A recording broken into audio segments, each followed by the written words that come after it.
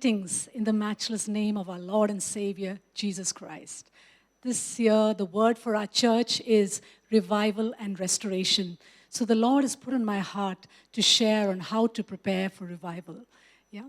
So even as I know many of you are going through difficult times, probably through sickness or fear about the future, I just want you to push aside your burdens and listen wholeheartedly as we come together to learn how to prepare for this revival.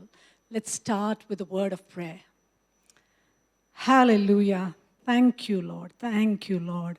Abba, Father, Lord, I just believe that you are preparing us as a church, as a family for revival. And Lord, I just commit everyone who is watching online and everyone here also, Lord. I just pray that you will minister to them, that you will speak to them.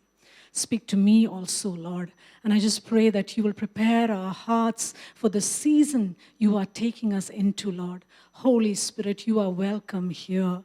You are welcome here. And I pray that the words of my mouth will be pleasing to you. Holy Spirit, guide me as I share how we can prepare for revival. I commit this time in your hands, Lord. In Jesus' name I pray. Amen. Amen. So we're going to prepare for revival. And the word revive means to regain life, consciousness, or strength. So to bring something that was almost dead back to life. When we talk about revival, when we think about it, what do you think of? Is it some extended prayer meetings or worship times or just some goosebumps or anything like that? What truly is revival?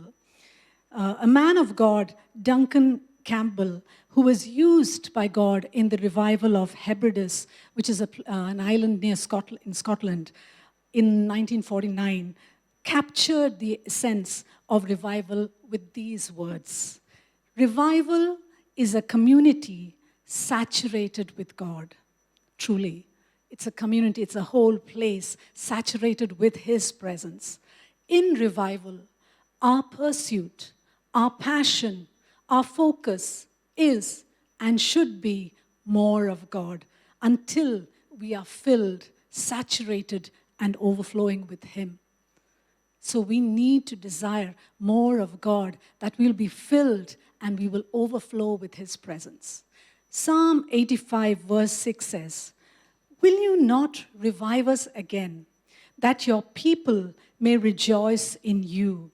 This psalm was most likely written in the time after the Babylonian captivity when the Jews had come back to Jerusalem. And the state of Jerusalem was really sad. The walls were broken down. The whole place was in ruins. And it's at that time that the people said, "Revive us again, that we may be joyful." So they've asked for the situations around them to change. But revival is more than that. The ultimate purpose of revival is to bring our focus and our delight back to where it should be, in God Himself. So I pray today that we will change our focus from our problems, from our situations, and let our focus be on God and His kingdom. And that will truly be revival. There are many instances of revival narrated in the Bible. To mention a few, Moses, when he led the Israelites from Egypt in the wilderness, the Lord asked him to make the tabernacle and restore worship there. And that was a revival where they learned to worship God again.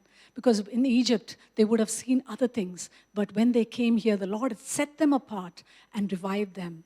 And even Joshua, as he led the next generation into the promised land, there he's establishing a revival there with the Lord. He's saying that, "Come, let us take what is ours." And the Lord revived them as a nation. In the book of Judges, we see how when every judge rose up, there was a revival amongst the people. But when they died, they went back. So a lot of these judges brought in revival. Kings like Hezekiah, Josiah, we read how they taught the people to come back to God and they restored worship. They led revival. But it's not only in the Old Testament, even in the New Testament. After 400 years of not hearing God's voice after Malachi, and then coming into the New Testament, John the Baptist was the voice of revival, where he asked the people to repent and come back to God. And even Jesus led the mightiest revival because his followers kind of took over the whole world. And we see that in the book of Acts. There are many revivals mentioned. A revival is what the church should experience. It's when the church comes back to life, when the church becomes what it was always meant to be. When we read the book of Acts, we see how the church was on fire for the Lord and how they were fearless. And God wants to restore this glorious church, and he may use a revival to bring us back. Revival is a sovereign act of God. It also involves a positioning of a person or group of people for that act. So it is an act of God, but it also involves many people who will position themselves and say, yes, we are ready, we are prepared for this revival. Let's look at a revival in the book of Acts. It's a revival in Caesarea. Acts chapter 10, verses 1 onwards. There was a certain man in Caesarea called Cornelius, a centurion of what was called the Italian regiment, a devout man and one who feared God with all his household, who gave alms generously to the people and prayed to God always. So this is a man, he's not a Jew, he's an Italian centurion, but he has decided to fear the Lord. He's decided to devote his attention to God. And not only him, even his family, seeing the way he led himself, his family has decided, yes, we will fear this God that our father fears. And he gave alms generously to the Jewish people. And he prayed to God always. You know that word always, I was looking in Greek, that is the word dia. When actually the word diameter comes from dia. Diameter it's a line that cuts through and reaches the other side. So dia means to go back and forth and to go all the way through successfully. So this is a man who's praying, not just half-hearted prayers, but very focused prayers, and they reach through to the right place. Are we people like that? The Lord is asking us also to pray the way this man, Cornelius, did. And as we read on, about the 9th hour, that is 3 p.m. of the day, he saw clearly in a vision an angel of God coming in and saying to him, Cornelius. And when he observed him, he was afraid and said, what is it, Lord? So he said to him, your prayers and your alms have come up for a memorial before God.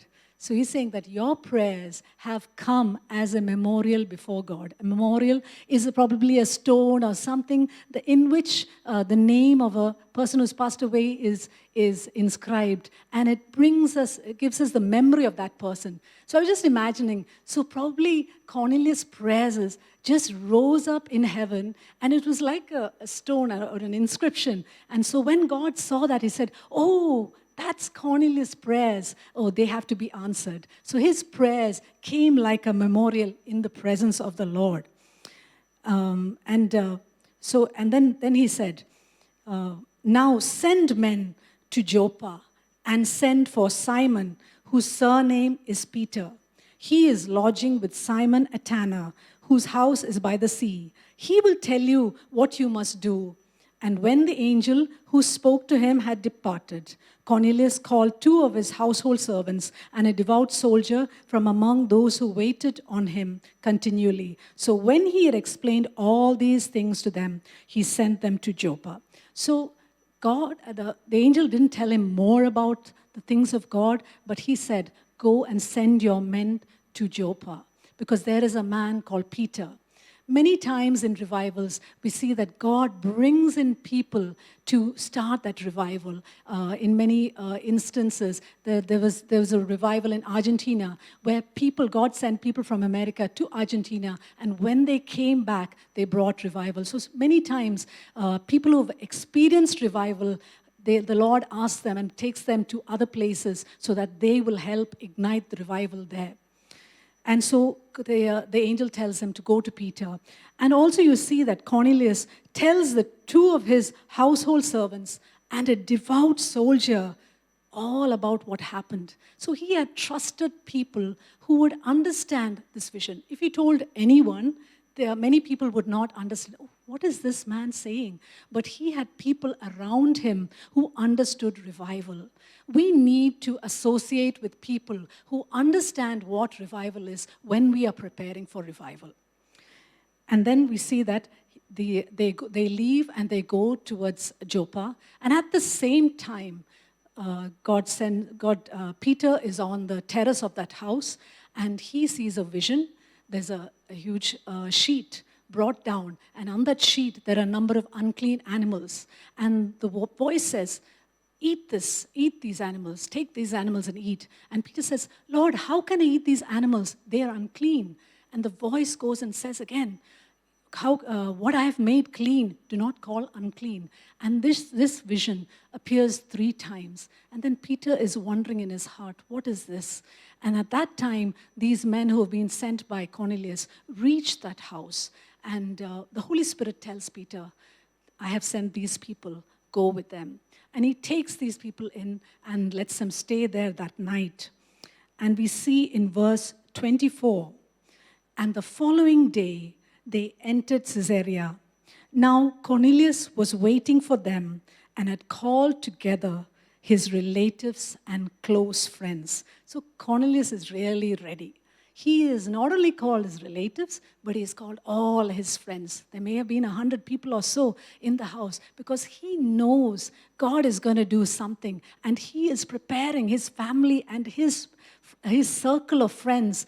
Yes, something is going to happen. I don't want to have this alone. I want these people to be involved. So he is preparing like that. And in as Peter comes, Peter explains, Peter asks him, why did he call on him? And Cornelius explains about the vision. And then hearing this, in verse 33, he says, so I sent to you immediately, and you have done well to come. This is what Cornelius is saying. Now, therefore, we are all present before God to hear all the things commanded you by God. And in the next verse, Peter is ready, and Peter says, then Peter opened his mouth and said, in truth, I perceive that God shows no partiality, but in every nation, whoever fears him and works righteousness is accepted by him.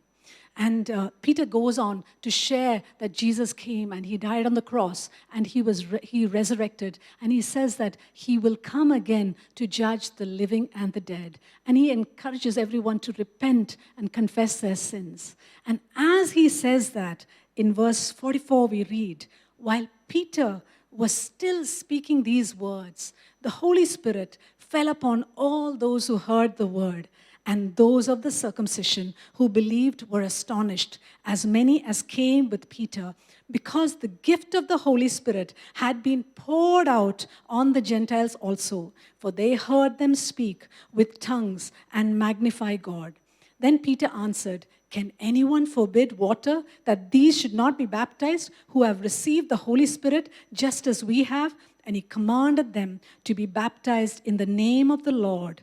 Then they asked him to stay a few days. So we see here a revival has happened, because till then the Holy Spirit had not fallen on the Gentiles. But at this time they were baptized in the Holy Spirit when they heard the word, and they were ready for the revival. And this is something that has never happened before. So sometimes God does things that may have never happened before, but it has been prophesied in the Old Testament that the Lord would visit the Gentiles, and God will keep his word. And here we see 2 men who have positioned themselves and prepared for the revival, Cornelius and Peter. For Cornelius, he was ready for it. He was preparing with prayer, while Peter was hearing God's voice and would obey even if things seemed against the usual thing.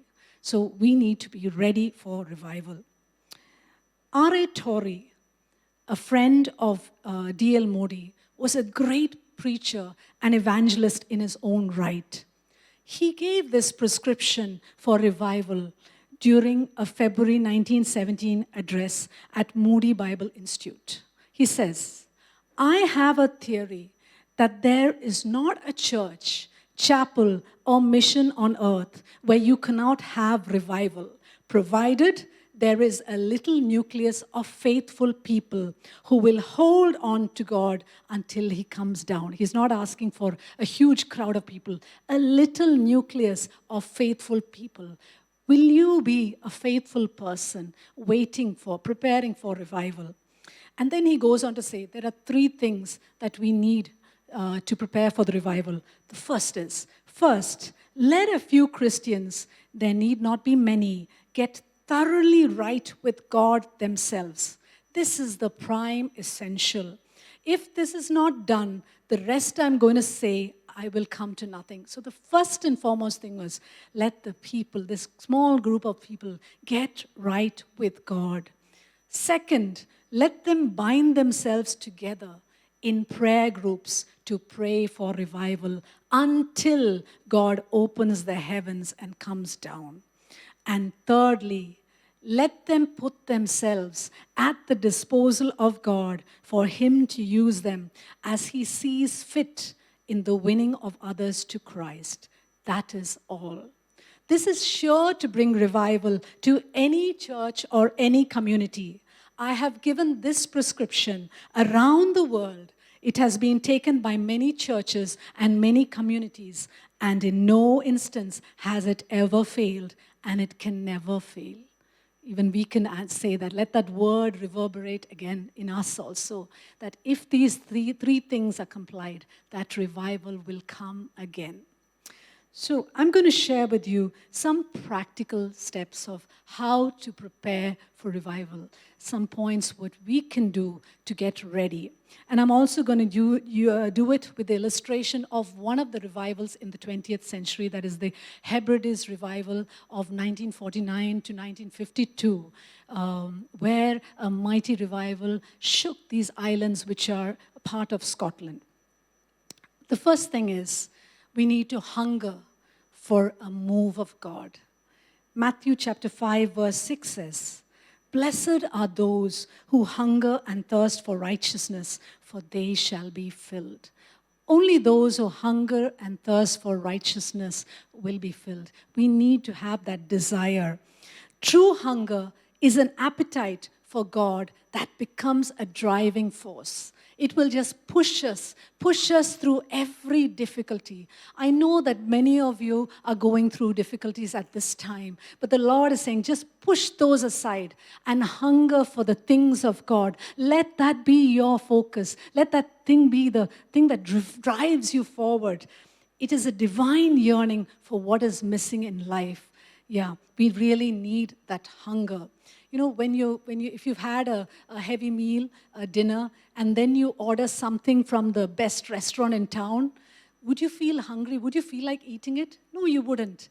Because you're already full almost. But you need to be empty of all the other things and hungry enough and say, this is what I want, and go after it. So even if you get the best food before you and you're half full, you will not hunger for it. You will just eat a little bit here and there. But then if you're hungry, then when you receive it, then it would really fulfill you. It will fill you up to satisfaction. And many times, when this hunger comes on people, it is during the darkest times in history. So we see that many revivals come when things are dark.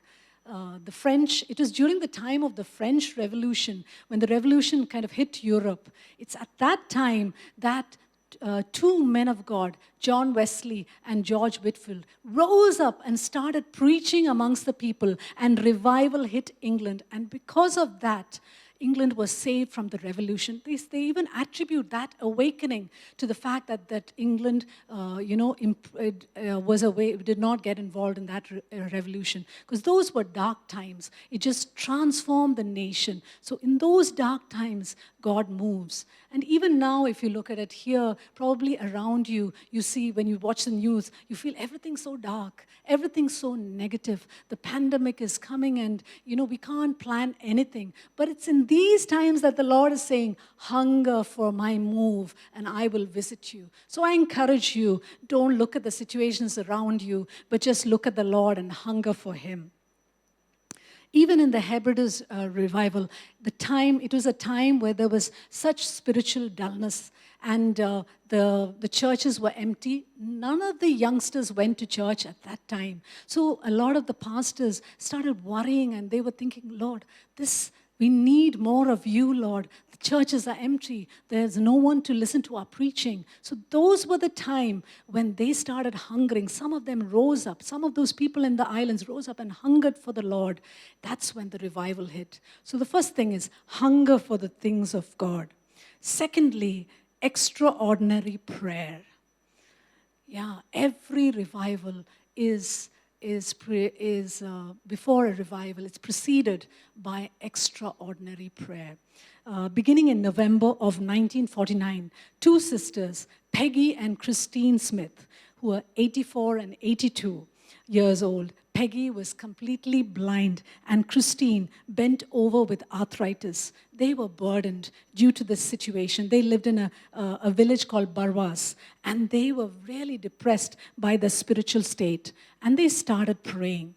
They started praying nights from 10 p.m. to 3 a.m., 2 to 3 nights a week. Both the sisters would pray, and they would say the verse Isaiah 44:3, which says, I will pour water on the thirsty land and streams on the dry ground. And that was their prayer. Lord, pour water on the thirsty land and streams on the dry ground. And at that time, Peggy saw a vision that the church, she saw the churches filled. And she called the pastor of their church, a man called Reverend James Murray McKay. And when he came to her home, she told the pastor, Pastor, I saw a vision that our churches will be filled. And I sense God is going to do that. But I think we need to pray. And so this pastor was a God-fearing man. So he said, yes, Peggy, sister, we will pray. I will get some of the leaders to pray. And so from that time, Peggy and her sister, they would pray in their home, while 7 deacons, they would go to a barn and pray every Tuesday and Friday from 10 p.m. to 3 a.m. And this went on for weeks. And it's at the same time that a number of pastors in those islands, they also sensed that there's a need of prayer. So they would go out to their churches and say, we need to arise and awake and ask the Lord to move amongst our midst. And in response to that, the whole island had a sense that God is going to move, and they would ask, Lord, move amongst us. So there was extraordinary prayer. Even now, the Lord is asking us as a church that we would also pray. Would you not pray? Would you not pray? Even as a church, I think we've been praying more after the lockdowns and all that. We've learned to pray as a church. But the Lord is saying, keep at it, because I'm going to visit you.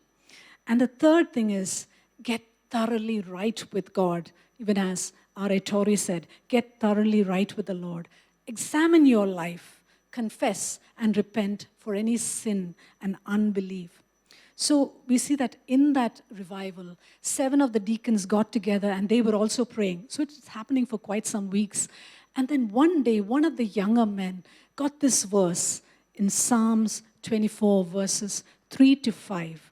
And it says, who may ascend into the hill of the Lord, or who may stand in his holy place? He who has clean hands and a pure heart, who has not lifted up his soul to an idol, nor sworn deceitfully, he shall receive blessing from the Lord and righteousness from the God of his salvation.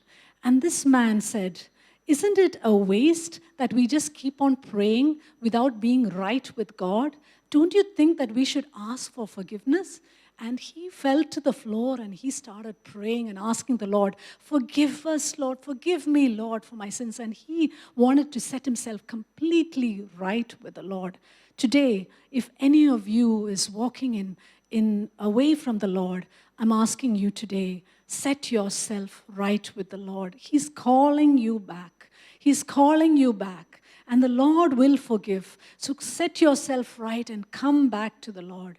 And it's at that moment, even the other deacons, they also asked for forgiveness. And suddenly the atmosphere of that island changed, where there was such a conviction of sin. And when they went out, they saw people kneeling on the roads, kneeling in different places and asking for forgiveness. So that is when the revival started, when they set themselves right with the Lord. Even before a preacher came and shared a message, that's where the revival started. So we need to set ourselves right with the Lord. If we look in the Old Testament, when Solomon built the temple and the glory of the Lord came on the temple, Solomon prays to the Lord and says, Lord, when people turn away from their sins, even when you have brought in famine because of their sin, or you've brought in anything, any evil because of their sin, but then when they come back and they ask for forgiveness in this temple, forgive them. And we read in 2 Chronicles 7, verse 14, in response to that prayer, the Lord says, yes, if my people who are called by my name humble themselves and pray and seek my face and turn from their wicked ways, then I will hear from heaven and I will forgive their sin and I will heal their land. Even today, the Lord is asking us, we the church are the ones who need to repent for the sins of the nation. Because the Lord has given us this revelation of Him. It is our duty. We may not have sinned. We may not have been part of that. But because we live in these places, we are responsible. The Lord is saying, you, my children, stand in the gap. Identify yourself with the sins of the land and ask for forgiveness. And if you ask for forgiveness, I will heal your land. Yes, that's what when we pray for the pandemic, we say, Lord, forgive us as a nation for our sins and heal our land. So we need to be right with the Lord. So that's the third thing. Get thoroughly right with the Lord. And fourthly, we need to understand the seasons, the season that we are in. G. Campbell Morgan, a British evangelist, once said, we cannot organize revival, but we can set our sails to catch the wind from heaven when God chooses to blow upon His people once again. I believe this is a time where God is choosing to blow over the nations again, and we have to set our sails right. So we need to be ready. The sons of Issachar knew the seasons. They were a tribe in Israel. But in every situation, they understood what God was doing. Could we be like the sons of Issachar, where we will hear from God and know what He is doing? God is asking us as a church to rise up in this land, to understand what God is doing in this land and respond to that. And even in this Hebrides revival, the sisters, Peggy and Christine, they were praying. And then they saw a vision, especially Peggy specifically. She saw a vision of the revival, and she saw a man of God.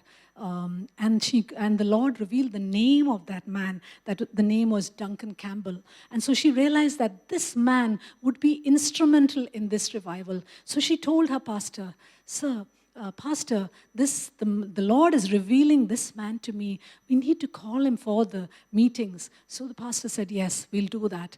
And at that time, Duncan Campbell was preaching in some other islands in Scotland. So he was busy. So when Pastor James called him, he responded by saying, I have meetings in those particular dates, so I'm busy.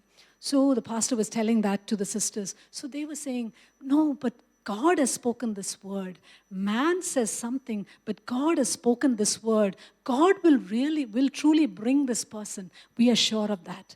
And surprisingly, what happened is those meetings were canceled, and the Lord brought Duncan Campbell at the right time. So he came into the island of the village of Barwas to preach for 10 days.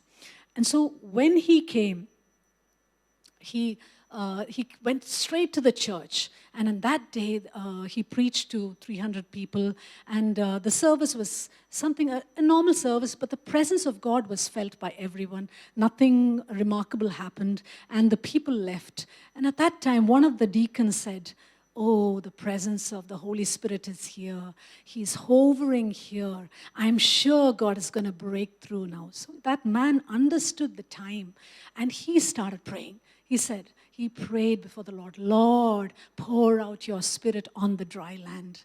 And he kept on praying for some time. At 11 o'clock, the doors of the church opened, and one man suddenly came up and said, Sir Duncan, look what the Lord has done. He's brought many people here. And when they came to the doors, they saw almost 700 people. The Lord had brought them from different places. In fact, quite a few of them had come from a dance hall nearby, young people. And there, as they were dancing, the Holy Spirit convicted them, and they ran to the place where they could find God. And for them, that was the church. And they all came, and that was the beginning of the manifestation of that revival. And many hearts turned to the Lord. This revival, and which just started at that time, lasted for the next 3 years, and it spread to all the other islands. So we need to understand the season we are in. Next, we need to ask the Lord for a burden for souls. Yes, even if you don't see anything, I think that we need to start with this. We need to ask the Lord, Lord, use us to share this good news to others. Each day when we wake up, Lord, bring us in contact with someone that our family members, like Cornelius did. Let us share with them. Let us share with our friends the good news that you have given us. We need that burden. Smith Wigglesworth used to do that even before his healing ministry, the healing ministry that the Lord used him in his earlier days when he was working as a plumber. Every afternoon, he used to say, I'm going to set that 1 hour to share the gospel. So he would take his lunch break and just after his lunch, quickly he'd run out and ask the Lord, Lord, whom should I share to? And one day he asked the Lord, Lord, if there is anyone close to eternity, let me share the gospel to that person.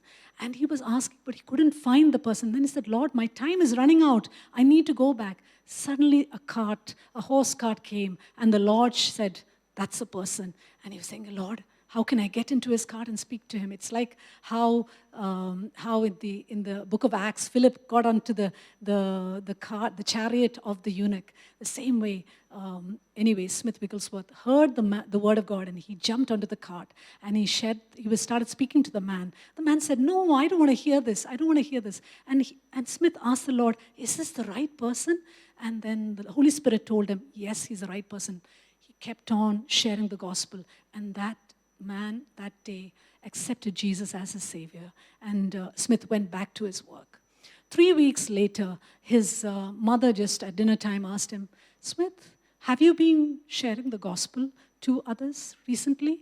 Smith said, yes, Mom, during my lunch break, I usually do that. I met someone, interestingly, just 2 days back. I went to a house to pray, and there was a man. And when I saw that man, I asked him, can I pray for you? And that man told me, I've accepted the Lord. 3 weeks back, a person, and he described the person, shared the good news to me. And then he described the person. So the mother said, was that you, Smith? And Smith said, yeah. That man passed away that night that the mother went and visited him. So just imagine, there are people who need to hear the truth. Are you ready? Do you have a burden for souls? Ask the Lord, and He will give you that burden today itself. So ask the Lord for a burden for souls. The next thing you need to do is to study past revivals. I brought in these 2 revivals, one in the Word and one, because that revival, reading that just ignites something in us. It just makes us alive to what God has done in the past. So in one season in 2020, we as a church, we did a study on around 15 to 16 revivals, and we understood what God could do when people align themselves to Him. God doesn't work the same way in every revival, but in different ways. But it'll be always, you will see the fruit of that revival, if the fruit of transformation of lives, fruit of converting, a fruit of reviving a community or saturating a community with His presence. So we need to study the past revivals. Then make yourself available. I think more than anything, right now the Lord is asking each one of you, will you be available? You need to give your gifts, your time, and everything for the Lord. I think the most valuable thing that we can give to the Lord at this time, at this season, is our time. Can you give more of your time to seek Him, to pray for this revival? Time is so important. And it doesn't matter what age we are. We saw that in that Hebrides revival, God used elderly people, young people. In fact, in that revival, there was a young boy who was 16 years old. His name was Donald McPhail, and he lived in a village called Arnold. And the revival came to that place, and at that time, he was convicted of his sins, and he came to the Lord.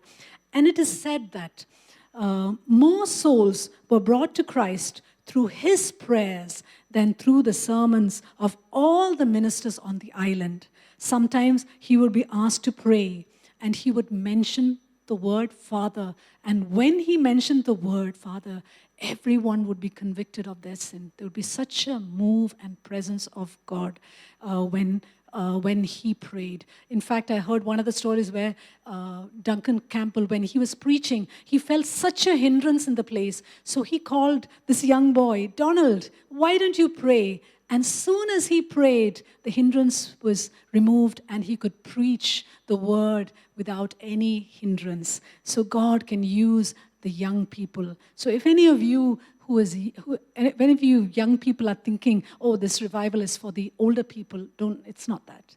The revival is for you too. God is asking you to prepare. God will use every age group in this revival. And finally, let's anticipate what God is going to do. We as a church, we've been praying. I think for the last few years, we've been praying for revival. And we've been praying for our country and the nations. But the Lord has been telling me these few days, come back, pray for revival. Be focused on your prayer for revival and anticipate it. In many revivals, I've heard about a revival in colleges in America where the youngsters would pray, and after prayer, they'd say, God is going to come today. God is going to come today. And revival hit that their college campus. So you not only pray, but believe that God is going to move now. It is His time, and we just need to be ready. So anticipate that God is going to do that. In fact, just a month ago, I was sleeping, and suddenly I woke up from my sleep, and I heard the word Ezekiel 47. Ezekiel 47, 3 times. And I was thinking, that is the chapter on the river flowing from the temple and how the river is rising. The prophet sees the river rising. It's first ankle deep, then it's knee deep, then it's to the point where they need to swim. That's indicating the outpouring of the Holy Spirit. And I was thinking, this is the time. This is a season. We need to pray. If God's saying it, I believe. I will anticipate it. And even in the previous century, many men of God have been given visions of the end-time revival. A man of God called Tommy Hicks saw a revival of the end time where he saw the church as a giant that was sleeping, but revival was hitting in the end times. And when that church rose up, one of the mightiest harvests would happen, and then the return of the Lord. So the Lord has already spoken through people. And I believe that the revival that is going to come is not going to be just in our place, but it's going to be across the nations. Across the nations. And we need to do our part and be ready. And this revival is going to bring the mightiest harvest that we've ever seen. And many people will understand the love of our Lord. So let us anticipate. So I said, what were the 8 points? I'll just repeat that before I close. First of all, we need to hunger for the Lord. We need to hunger for a move of God. We need to engage in extraordinary prayer. We need to get right with the Lord. Settle all things and get right with Him. We need to understand the season that we are in. And then we need to ask the Lord for a burden for souls. Study the past revivals. Make yourself available. Give your time to the Lord and anticipate what God is going to do in this coming season. Can you hear the sound of rain? Can you hear the sound of rain? It is coming in the distance. Let us pray. Let us prepare ourselves as a church for this revival. The Lord is calling you. There are some of you who are backslidden, and the Lord is saying, I want you on this boat. Get on that train for revival. Get on it. Get on it. The Lord is calling people right now. Today, I believe that many of you who thought, okay, God's not going to do anything now. The Lord is stirring something in your spirit and saying, come, join this. You be part of this. I want you to be part of this. And the Lord is calling each one of us. Let's prepare for this revival. Let's close with a word of prayer. Hallelujah, Lord. We thank you, Lord, for this word. This word is your word. This word is all about you. It's not about any person. It's about what you want to do and how you want us to prepare. And I just pray for our churches, not only WICC Trivandrum, but all our churches and all the churches in the nations, that we will hear your voice and that we will respond to this call for revival, that we will prepare ourselves, Holy Spirit, that we will know what to do. It's not about one person or a few leaders. It's about each one of us. And if each of us prepares, one of the greatest revivals will come onto our land. I believe that. And Lord, prepare us, Lord. Prepare us, Lord. There are some of you that are saying, it's not me. The Lord is not speaking to me, but the Lord is saying, it is to you. It is to you. It is to you. You may be thinking that I'm not good enough. I'm not ready. But the Lord is saying, it is to you, because it's not our abilities that the Lord wants. It's our availability. Are you available for this revival? Are you prepared for this revival? Then rise up. Respond to the call. Hallelujah. Lord, I thank you, Lord, for this word. And I pray, even in their dreams, you will start speaking to people. Even in their quiet times, you will affirm what you have spoken to them today, Father Lord. And I pray, as a church, we will be a church that prepares ourselves for the revival, that we will honor you, Holy Spirit, that you will be known, you will be revealed in the land because of the way we prepare ourselves. I thank you, Lord, for what you are doing in our midst, Lord. Thank you, Lord. In Jesus' name we pray. Amen. Thank you.